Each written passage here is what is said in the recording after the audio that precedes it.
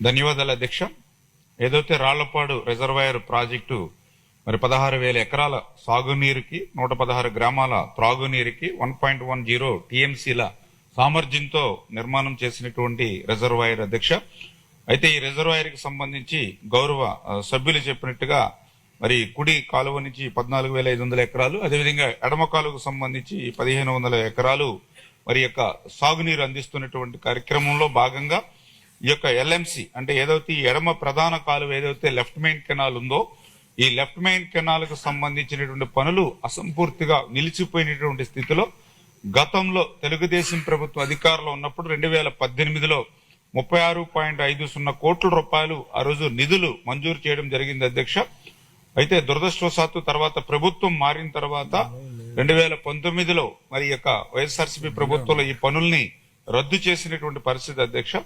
మరి ఏదైతే గౌరవ సభ్యులు ఈ యొక్క రాళ్లపాడుకు సంబంధించినటువంటి ఈ యొక్క లెఫ్ట్ మెయిన్ కెనాల్ కు సంబంధించినటువంటి పనులు అత్యవసరమైనటువంటి మరి స్థితిలో మరి వాటిని కూడా మళ్ళీ ఎస్టిమేషన్లు మళ్ళీ రీఎస్టిమేషన్ చేసి ఆ వర్క్లను కూడా పరిశీలించగలమని చెప్పి ఏదైతే గౌరవ సభ్యులు కూడా ఈ సందర్భంగా తెలియజేసుకుంటున్నాం అధ్యక్ష. అదేవిధంగా రెండవది ఏదైతే ఈ యొక్క రాళ్లపాడు ప్రాజెక్టు మరామతులకు సంబంధించి ఈ యొక్క ఎస్డిఎంఎఫ్ 17 పనులు 37.70 లక్షలు, అదేవిధంగా ఓఎండ్ఎం 11 పనులు 75.02 లక్షలు, ఎఫ్డిఆర్ 20 పనులు మరి 106.21 లక్షల రూపాయలు, ఇతర ముఖ్యమైనటువంటి పనులు 35.50 లక్షల రూపాయలు. అంటే ఈ రకంగా రాళ్లపాడు ప్రాజెక్టు మరామతుల నిమిత్తం ఈ 20 నెలల్లో ఈ నిధులు మంజూరు చేయడం జరిగింది అధ్యక్ష.